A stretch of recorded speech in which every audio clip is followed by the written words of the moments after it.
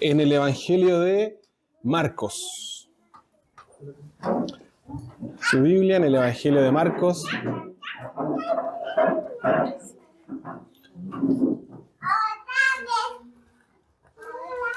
Otra vez.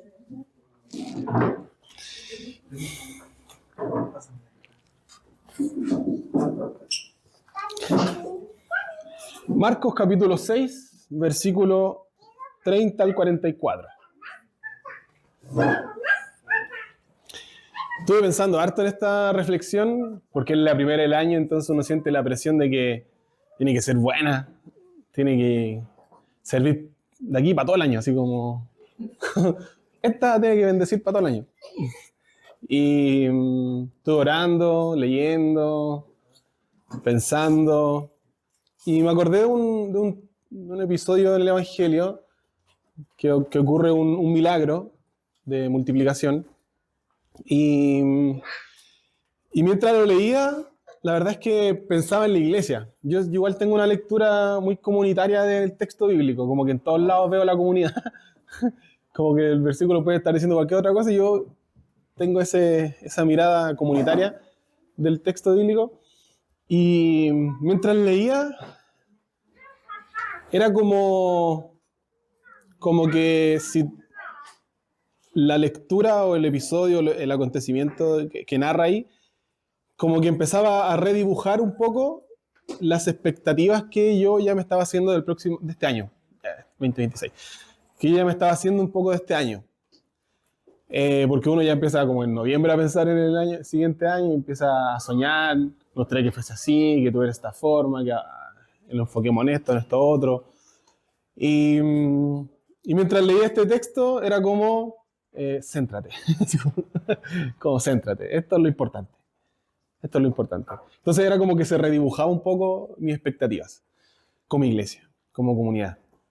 Y idea quiero invitarlos también a tener esa reflexión mientras leemos. Dice, lo encontraron Marcos 6, 30 en adelante. Dice, los apóstoles se reunieron con Jesús y le contaron todo lo que habían hecho y enseñado. Y como no tenían tiempo ni para comer, pues era tanta la gente que iba y venía, Jesús dijo, vengan conmigo ustedes solos a un lugar tranquilo y descansen un poco. Jesús muy consciente del cansancio de las personas, a pesar de que estaban llevando a cabo campañas misioneras los discípulos, Jesús le dice, oye, es necesario que también descansen un poco, han estado con mucha gente. Así que se fueron solos en la barca a un lugar solitario. Coyihuay creo que se llama el... Pero muchos que lo vieron salir, que la gente estaba pendiente, lo reconocieron y desde todos los poblados corrieron por tierra hasta allá y llegaron antes que ellos. O sea, se le adelantaron. Mientras los discípulos iban cruzando por el agua en su barquito, la gente, como los reconoció, se dio la vuelta por tierra y se les adelantó y los esperaba en la orilla. Llegar antes que ellos. Cuando Jesús desembarcó y vio tanta gente, mira la mirada de Jesús, y vio tanta gente, tuvo compasión de ellos. Porque eran como ovejas sin pastor. Así que comenzó a enseñarles muchas cosas. Secuencia. Vio mucha gente, tuvo compasión, porque eran ovejas sin pastor, y comienza a enseñarles muchas cosas. Cuando ya se hizo tarde, se le acercaron sus discípulos y dijeron, este es un lugar apartado y es muy tarde. Despida a la gente para que vayan a los campos y pueblos cercanos y compren algo para comer. Ellos tampoco habían podido comer todavía. Compren algo para comer. Y Jesús aquí quiebra el relato y la lógica, ¿cierto?, nuestra también, y les dice, denle ustedes mismos de comer. Está loco. Está loco Jesús. Ya está con delirios mesiánicos Jesús. Ya está con... ¿Ah? Sí, está pedido ya. Está... Las cosas que se le ocurren a Jesús. Es mucha gente, bro. caleta. Denle ustedes mismos de comer, contestó Jesús. Y los discípulos, y yo estoy de acuerdo aquí con los discípulos, eso costaría más de 6 meses de trabajo, objetaron. ¿Quieres que vayamos y gastemos todo ese dinero en pan para darles de comer? Y Jesús, que está en otra sintonía, de nuevo les realiza una pregunta que también quiebra el relato. Y les pregunta, ¿cuántos panes tienen ustedes? ¿Cuántos panes tienen? ¿O qué es lo que tienen? ¿Qué es lo que tienen? Preguntó. Vayan a ver. Después de averiguarlo, los discípulos dijeron, encontramos 5 panes y 2 pescados. Entonces les mandó que hicieran que la gente se sentara por grupos sobre la hierba verde. Me acuerdo un poco como el Salmo 23. Sobre delicados pastos para descansar. ¿Sí o no? Así que ellos se acomodaron en grupos de 100 y de 50. Bueno, buen grupo. Jesús tomó los 5 panes y los 2 pescados y mirando al cielo, todas las expresiones son importantes, y mirando al cielo los bendijo. Luego partió los panes y se los dio a sus discípulos para que los repartieran a la gente. Y la gente comenzó a repartirse como cuando uno está en la mesa y dice, hace correr. La gente empezó a repartir el pan. También repartió los 2 pescados entre todos, comieron hasta quedar satisfechos. ¿Qué es eso? No sé. Yo como... no sé lo que es eso. No estoy conectado con mi apetito. Y los discípulos recogieron 12 canastas llenas de pedazos de pan y de pescado. Los que comieron fueron 5.000. Hay otro relato que da el detalle de que no contaron ni a las mujeres ni a los niños. Yo diría unas 10.000 personas. Mínimo. Los que comieron fueron 5.000. Yo le puse un título a esta reflexión que no se ve para nada. Hay que cerrar. ¿Puede ser? Pero se alcanza a leer. Que yo tan monocromático para los colores. Voy a ponerle colorcito ahí, todo blanco y negro. Tengo un título para esta reflexión y es paradigma. Paradigma. ¿Ya? Ahí sí, un poquito mejor. Quiero por favor que guarde este título porque cuando le pregunto, cuando se recuerde en algún momento así de reflexión, haciendo memoria de cuál fue la primera palabra que el Señor nos entregó este año, paradigma. Paradigma. ¿Qué es un paradigma? No sé si alguien lo puede explicar mejor que yo, pero el paradigma es un marco de referencia desde el cual interpretamos la realidad. Y también no solamente la interpretamos, sino que nos movemos en esa realidad. No se trata de una idea aislada, sino de un conjunto de supuestos, de valores, de prácticas y formas de ver, que muchas veces de manera inconsciente orientan lo que consideramos normal. O sea, un paradigma es un marco de referencia que nos impulsa a ser de determinada manera en la vida cotidiana. Estamos plagadísimos de paradigmas. Estamos saturados de paradigmas. La sociedad está saturada de paradigmas. Uno de los paradigmas, creo que son de los más evidentes, es el paradigma del consumo. Hoy día las relaciones interpersonales se median por este paradigma de consumo.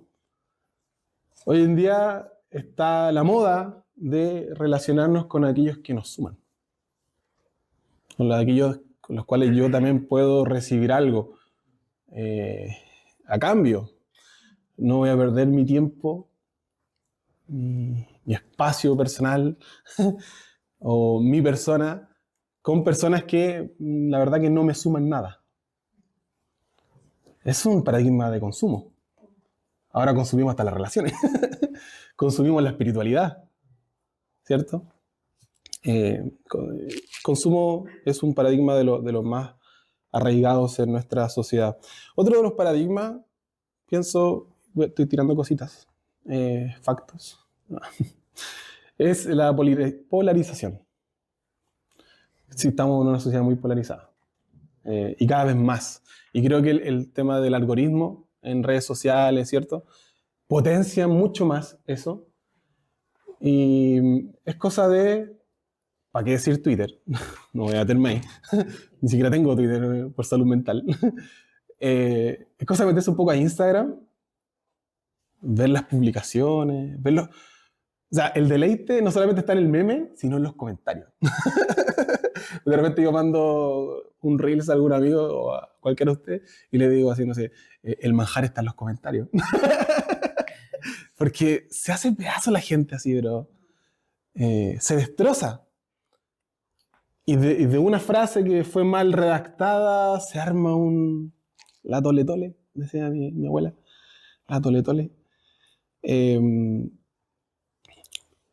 Porque lo que ha pasado en realidad es que el poder de las ideologías afectan nuestros afectos. ¿Se entiende? Afectan nuestros afectos. Las ideas que adoptamos como propias afectan nuestros afectos. Nuestra manera también de relacionarnos, como lo hace el consumo. Lo hace también la polarización. No soy sociólogo, así que hasta ahí no me llevo. Tengo otro paradigma, el individualismo, que nos pone a nosotros en el centro de todo, como un paradigma muy totalitario. Nosotros somos el centro de todo. No pertenecemos a una historia, ni a una comunidad, ni a un contexto determinado, ni a una cultura determinada, ni a un cosmos determinado. No, el ser humano es un individuo que se autorrealiza. Anda que alguien se meta conmigo y mi proyecto de vida. O opine algo en relación a mi vida. Y eso ofreció una visión de nosotros mismos muy totalizante, ¿cierto? O totalitaria. Donde el yo ocupa el centro y los demás o el otro queda en los márgenes. Queda en los márgenes. Y desde ahí medimos y vivimos y nos realizamos en la vida. En medio de todo este paisaje de paradigma, que hay muchos otros, otras corrientes ético-culturales, el hedonismo, qué sé yo. Hoy ya está de moda el estoicismo también. Podríamos hacer una sesión completa solamente de paradigmas. En medio de todo este paisaje tenemos este texto bíblico. Este texto bíblico que hoy nos convoca en un acontecimiento que ocurrió en el pasado, pero que en realidad nos deja una pregunta para nosotros ahora en el presente. ¿Desde qué paradigma estamos siendo formados como comunidad? ¿O qué paradigma vamos a abrazar? ¿Qué marco vamos a abrazar para desarrollar esta comunidad? Para vivir en esta comunidad. Y este texto es preciso para eso. Primera idea. Ahí, amigo. Buenísimo. Dice, así que fueron solos en la barca a un lugar solitario, pero muchos que los vieron salir lo reconocieron desde todos los poblados, corrieron por tierra y llegaron antes que ellos. Cuando Jesús desembarcó y vio tanta gente, tuvo compasión de ellos, porque eran como ovejas sin pastor. Así que comenzó a enseñarles muchas cosas. Me gusta mucho que Jesús, la primera expresión o gesto visible que tiene después de decir que sintió compasión, que puede ser una experiencia muy íntima, muy personal, sucede aquí en la mente, observar, reflexionar, o en realidad veo mucha necesidad, lo grafica de una manera concreta, pragmática. Comunidad, pragmática. Iglesia, pragmática, se tiene que ver que somos compasivos. Jesús dice, ¿qué hizo? Les comenzó a enseñar muchas cosas. No dice qué, pero muchas cosas. Abrió su boca, comenzó a explicar, a hacer reflexionar, a hacer entender. Quizás traer calma a las personas, quizás decirles tranquilos, Dios está con ustedes. ¿Qué más cree usted que Jesús les dijo en ese momento al ver tanta necesidad? Puede ser muchas cosas. Pero quiero que reflexionemos lo siguiente a raíz de esto. En medio de tanto paradigma social, religioso, ¿cierto? Político, mental, que se transforma ya en esclavitudes para nosotros, las enseñanzas de Jesús, las palabras de Jesús, los actos, el sentir de Jesús, nos llama a despertar. Nos llama a poner en la balanza el estilo de vida que estamos viviendo, el tipo de mentalidad que tenemos para vivir esta vida. Sus enseñanzas no solamente nos traen refugio, paz, seguridad, salvación, también nos confrontan. Su enseñanza mínimo nos debería hacer reflexionar.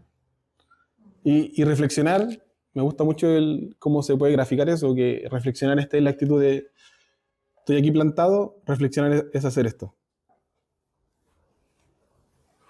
Reflexionar es tener una postura, tomar una pequeña instancia de lo que está aconteciendo, de lo que estoy mirando, de lo que estoy observando, y considerar esta otra perspectiva.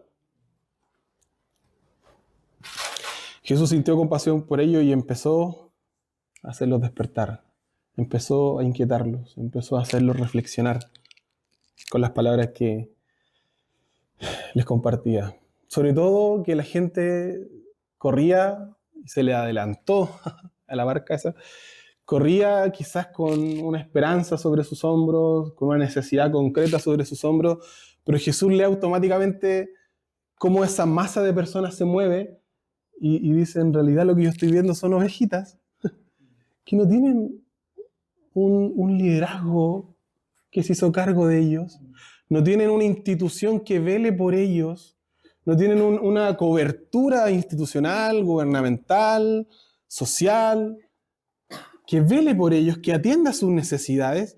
Lo que yo veo son personas desorientadas.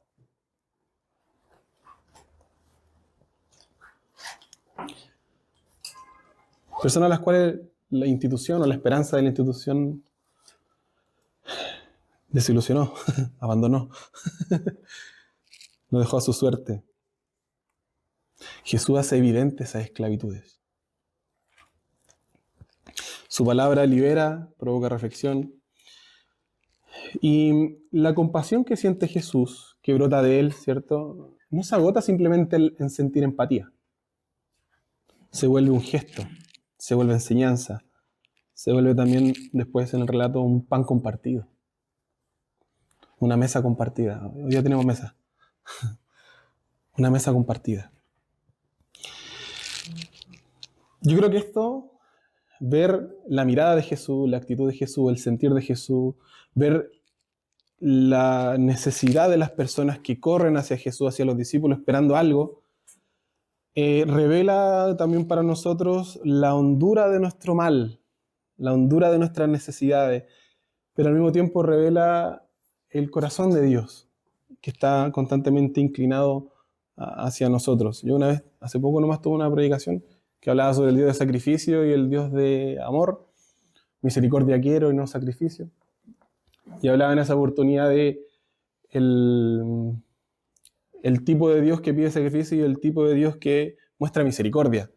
Y misericordia es una palabra que habla de tener el corazón inclinado hacia la miseria, hacia tu miseria, mi miseria. O sea, saber de que Dios tiene su corazón inclinado hacia nosotros.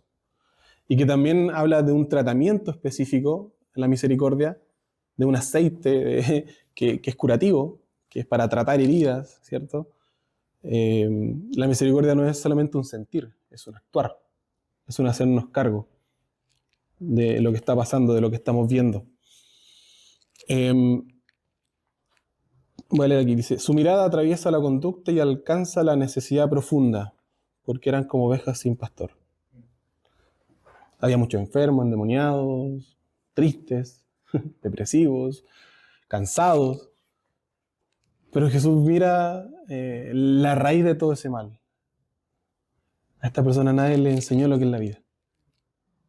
A esta persona nadie les dijo la calidad de vida que pueden tener, la dignidad que tienen. Nadie se los dijo.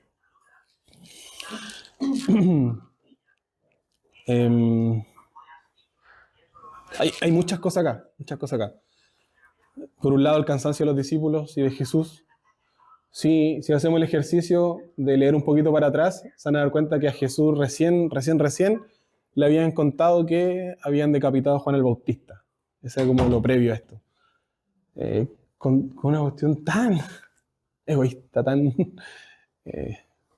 piden la cabeza de Juan el Bautista, van, la cortan y se la traen a la esposa de cierto personaje. Los discípulos se enteran de eso, le cuentan a Jesús. Juan el Bautista era medio primo de Jesús. Sí. Cristian predicó hace poquito de eso. Hay tristeza, po. Porque están cumpliendo un ministerio. Ya Juan el Bautista llevaba un tiempo preso. Y Jesús enterarse de que decapitaron a alguien que estaba cumpliendo casi una misión muy similar a de él, porque Juan el Bautista era considerado casi Elías, ¿cierto? Una persona con una impronta importante. Muchos le decían que ese era el Mesías. Enterarse de eso, después de llegar a sus discípulos súper cansados, agotados de andar haciendo misiones, sanando gente, enseñando, y les dice, chiquillos, no solamente por ustedes, yo estoy súper cansado, vamos a un lugar solito. Todo ese peso de la vida, ¿cierto? De las noticias, del quehacer, ¿cómo se desvanece? No es que ignora tu cansancio, es que la necesidad es muy grande. Y no solo tú tienes necesidades. Oh, pero pastor, mis necesidades son súper importantes. Sí, pero las del otro igual. Oh, es que se nos cae el paradigma individualista. Pero si yo soy importante, yo estoy viviendo mi vida. Sí. Jesús podría decirle, oye, amigos, ya, son caletas, pero tengo mis discípulos, po. Yo tengo que primero aquí partir por casa y espérame que comamos. Jesús sintió compasión de empezar a hablarles. Y me decía, después ocurre todo lo que ocurre. Les sirvió. Que es impresionante. Vamos a la primera idea. Reconocer su compasión no significa afirmar que todos estamos rotos de la misma manera, sino confesar que todos, desde distintos lugares, necesitamos ser vistos, atendidos, alimentados y sostenidos por Él. Yo creo que esto es lo que nos mantiene acá.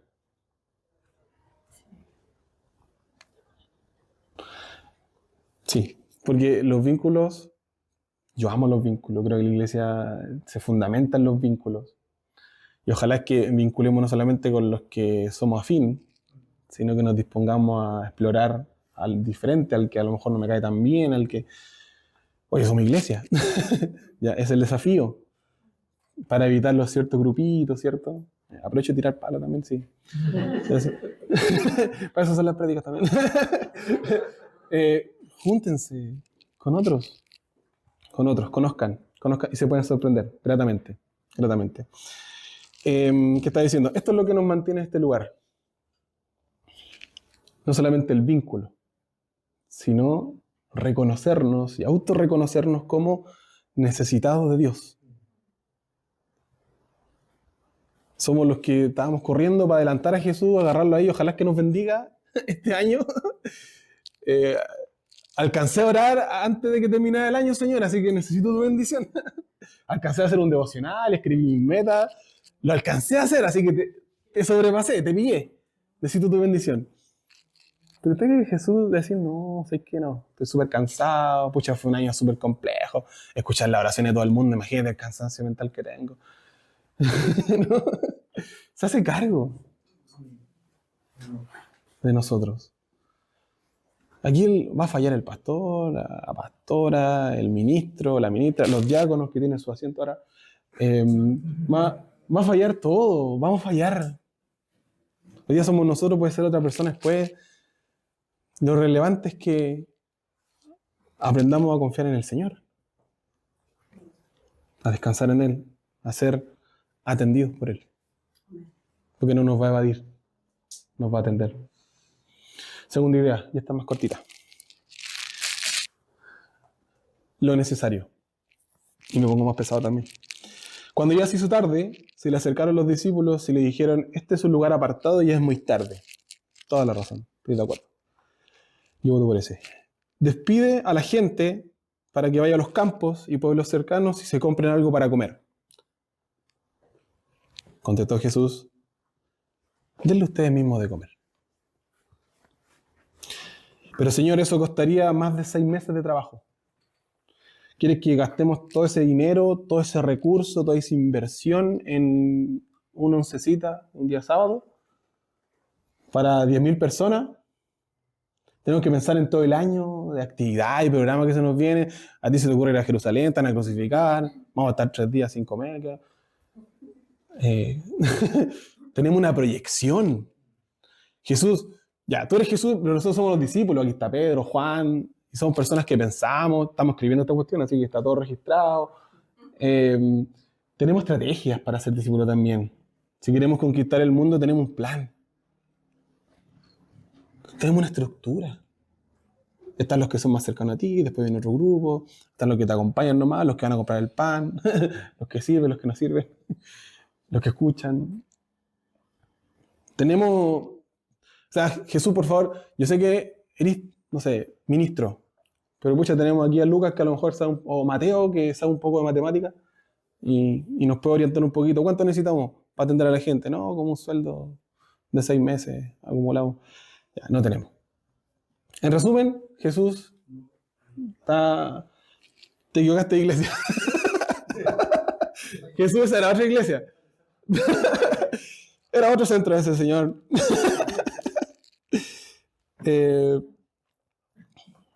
Pero Jesús, de nuevo, insiste. Como que ya tiene algo en la mente Jesús, como que ya pensó algo. Ya tiene una idea en su corazón. Y dice, pero ¿ustedes qué tienen?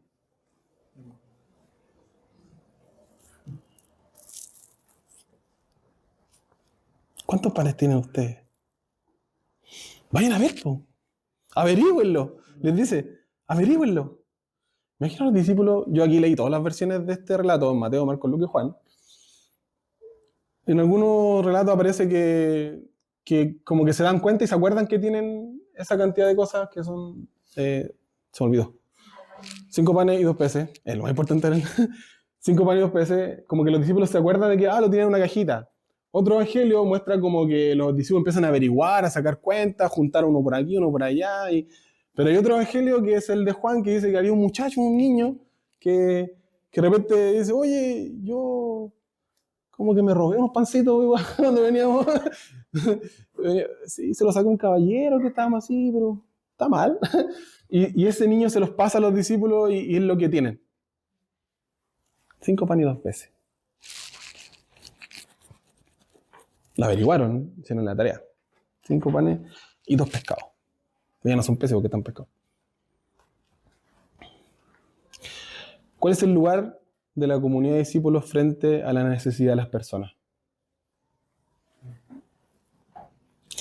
¿Cómo atendemos a tanta gente?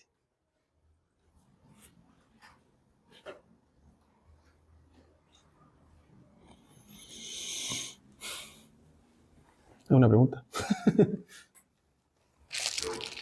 ¿Cómo atendemos a tanta gente? Ante esta realidad, ¿qué estrategia usamos? ¿Cómo sacamos los cálculos para que nos den un número? ¿Qué programa hacemos? ¿Qué buenas ideas tenemos este año?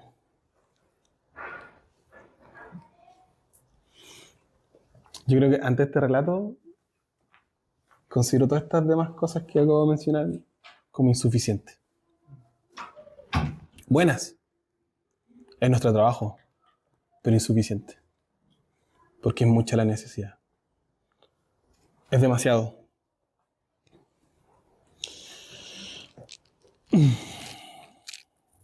La pregunta vuelve una y otra vez. ¿Qué tienen? ¿Qué tienen para entregar? ¿Qué tenemos? ¿Les puedo preguntar ahora yo? Yo también estoy dentro de los que tienen que responder. ¿Qué tenemos?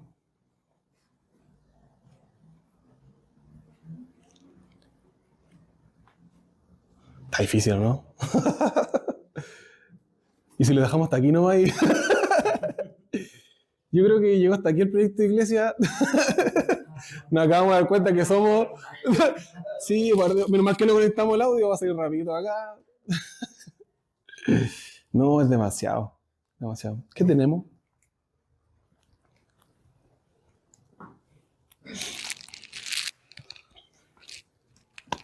Qué miedo. Pasa palabra. Pasa palabra. La respuesta es desoladora. O sea, esto es lo que tenemos, mira. Lo recolectamos, Señor. Aquí está. Ahí tú ves para cuánto alcanzan. Para los que más querís, nomás, pues ahí. Aquí como los que son más cercanos a ti. Nuestra respuesta es desoladora, pero desde la suya, la respuesta que le dimos, esto es todo. Yo voy a dar un tips bíblico. Los números son muy importantes en la Biblia. ¿Ya? No están por estar. El autor cuando pone un número en la Biblia es porque está diciendo algo. Lo que ellos tenían eran 5 panes, no, 5 pescados, ¿cuánto era? Ya, pero la suma de eso es 7. La suma de esos 7. Hay algunos comentaristas, entre esos uno que me gusta mucho que es Choquel, que comenta que lo que los discípulos en realidad tenían en su mano era el 7. Que en el lenguaje bíblico significa totalidad. Es el número perfecto. ¿Sí? Juega el quino con el 7. ¿Eh? Es broma. Pero si gana ya sabes, pues, buen diezmo, estamos ahí. Pero... ahí cuando Jesús nos pregunte, tenemos la avanzada cuenta.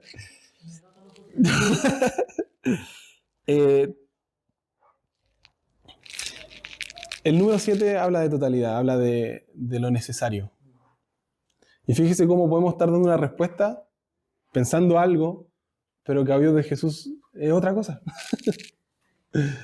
Es otra cosa. Cuando nosotros decimos que tenemos esto nomás, Jesús dice, bueno, es lo que tienen.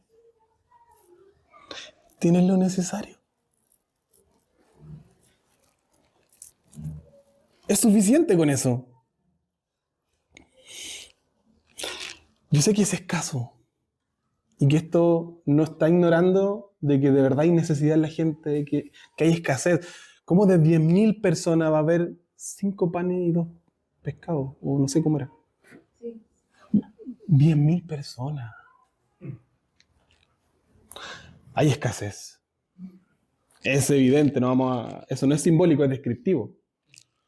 Sin embargo, es precisamente en esa coyuntura de escasez donde se manifiesta el poder del reino de Dios cuando se filtra en nuestra realidad.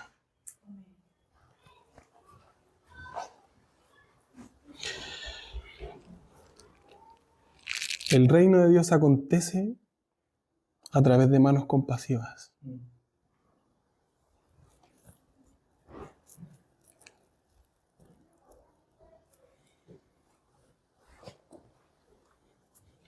Terminé de predicar con eso. Y me emociona mucho. Tenemos lo necesario. Tenemos amor, empatía, oídos para escuchar, tiempo para ofrecer. Podemos preocuparnos por alguien. Podemos atender a alguien. Podemos hacernos cargo de alguien.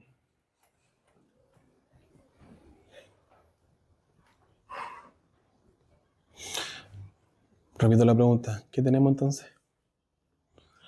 Espero que ahora con más esperanza y no tan desoladora como hace un momento.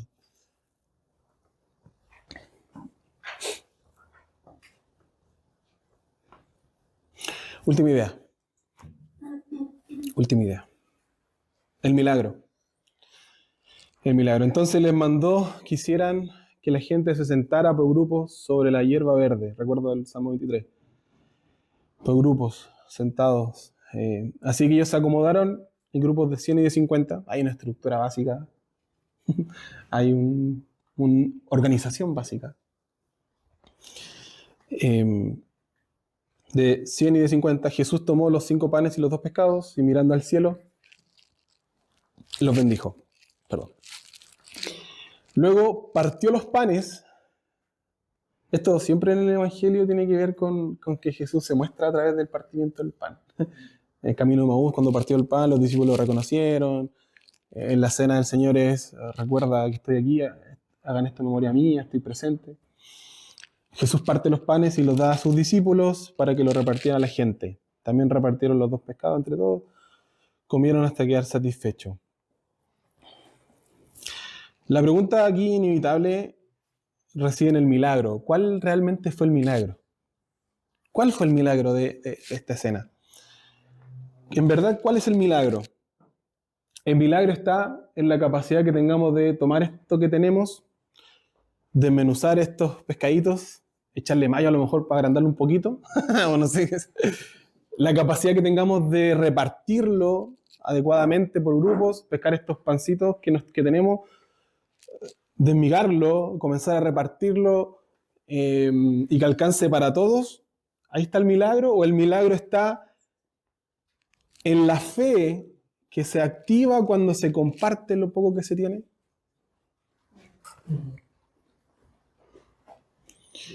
Fíjese que, y aquí me pueden tirar piedra porque voy a decir algo súper hereje. El milagro no lo hizo Jesús. Ah, no, están acostumbrados a la herejía. Ya lo tengo retallado ya. Solamente. No lo hizo Jesús solamente. Está con la piedra. Sí. Tírala nomás, sí. A lo mismo. El milagro no ocurre de manera aislada en las manos de Jesús. Él provoca que el milagro acontezca a través de las manos de los discípulos. Y no solamente los discípulos, de la misma gente que estaba ahí, que comienza a repartir. Se va a acordar de mí. Cada vez que usted tenga que servir la comida y vaya pasando el plato y diga, hagan correr, acuérdense de esto. Haga correr. Que llegue al último de allá, a correr el plato, o lo que sea, o el pancito, se va a acordar de esta enseñanza. El milagro está en los que hicieron correr. Los que pensaban en el otro también. Porque mi necesidad también es grande. Pero tengo que hacerla correr para que alcance para todos. No, pero es que estamos dentro de otros paradigmas de consumo.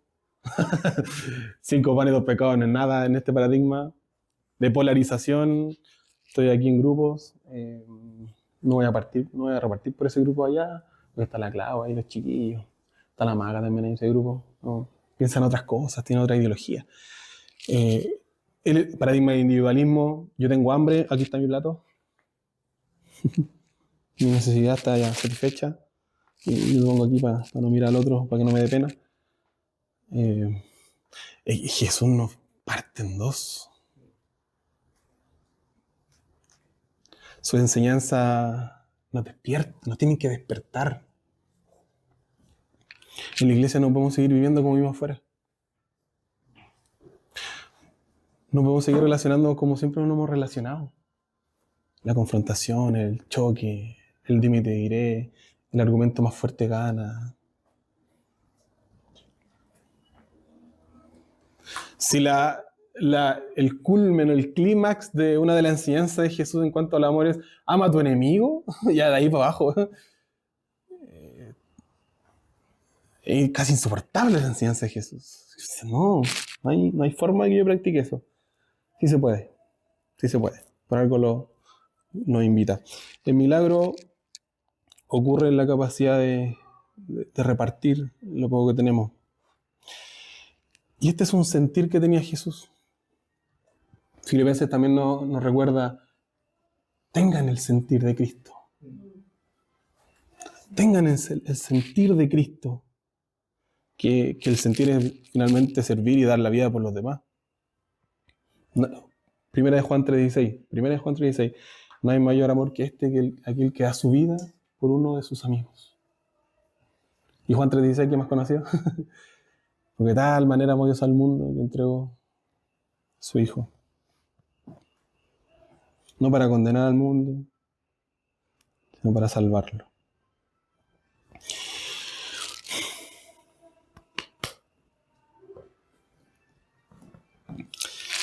¿Estamos bien hasta ahí?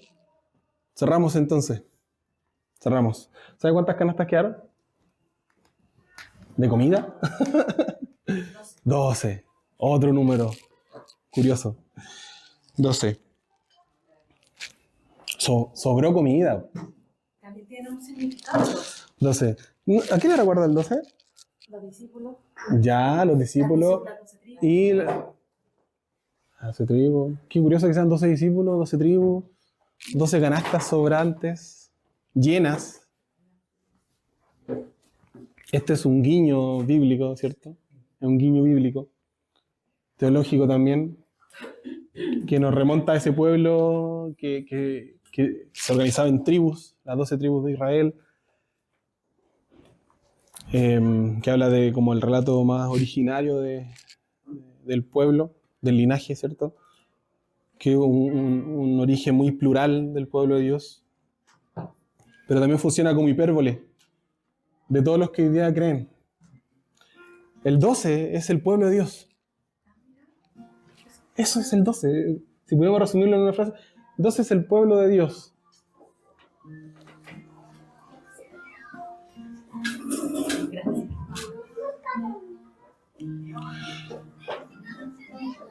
Hoy, el seguidor de Jesús es pueblo de Dios. Hoy el que decidió seguir a Jesús en su corazón, en su mente, en sus acciones, su conducta, es parte de los 12. Es parte de los 12. Y los discípulos recogieron 12 canastas llenas de pedazos de pan y de pescado.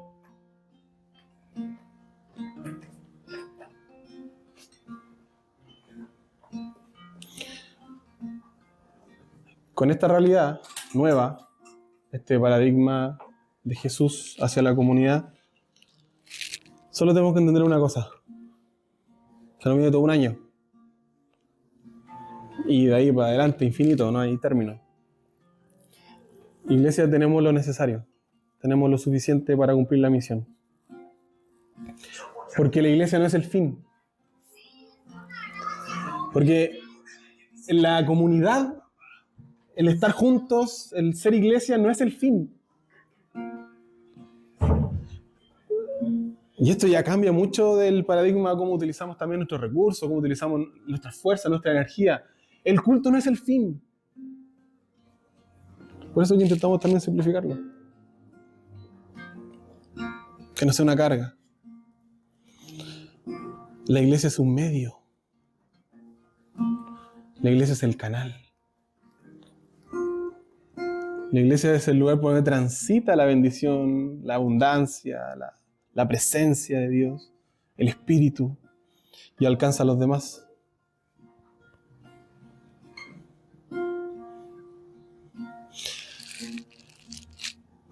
Sí, la necesidad es muy grande, y yo sufro porque no soy tan capaz como pensaba para atender tanta necesidad. Por eso nos necesitamos entre todos, que nos atendamos entre todos. La necesidad es grande, pero también es grande el corazón de Dios que puede comenzar a latir en nosotros, si así lo deseas. Se puede activar en nosotros la compasión, la entrega al otro, el ser iglesia, simplemente. Le invito a orar.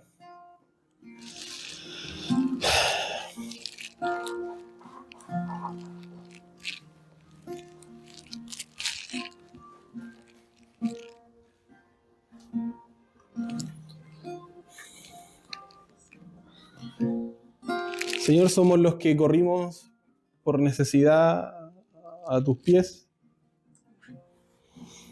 También somos los discípulos que sacamos las cuentas y no nos alcanza.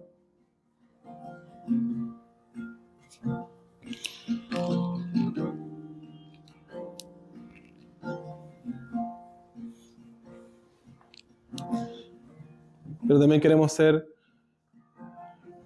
los que aprendemos a alimentarnos de ti, que eres el verdadero pan del cielo. También queremos ser los que sienten compasión y comparten y entregan lo que hay para compartir. También queremos ser como tu sentir, llegar a ser capaz de dar la vida, de amar a nuestro enemigo,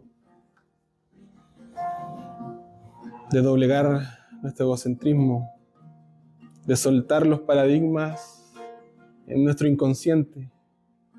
Señor, y si hay un paradigma que queremos abrazar, es el paradigma del reino de Dios aconteciendo en medio nuestro.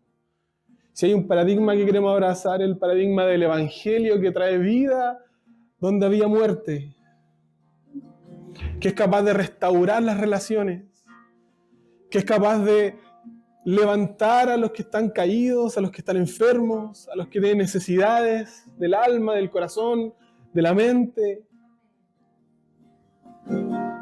Si hay algo que necesitamos, es tu presencia, eres tú, en nuestra vida, en nuestro corazón, dirigiéndonos, acompañándonos, guiándonos, inspirándonos, Señor,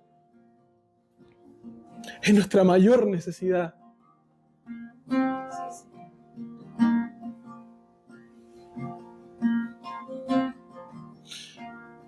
Y aquí estamos comenzando otro año como iglesia y sacamos las cuentas y no alcanzan.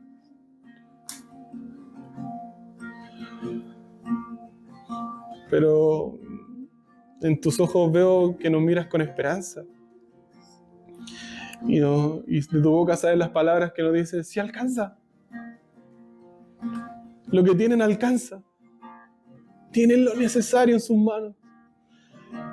Señor, queremos creer eso con todo nuestro corazón, con todo nuestro ser. Queremos abrazar esa verdad y seguir cumpliendo la misión que tú nos encomendaste para poder también tener tu presencia todos los días hasta el fin. Oramos comprometiéndonos, involucrándonos en este sentir. En el nombre de Jesús. Amén.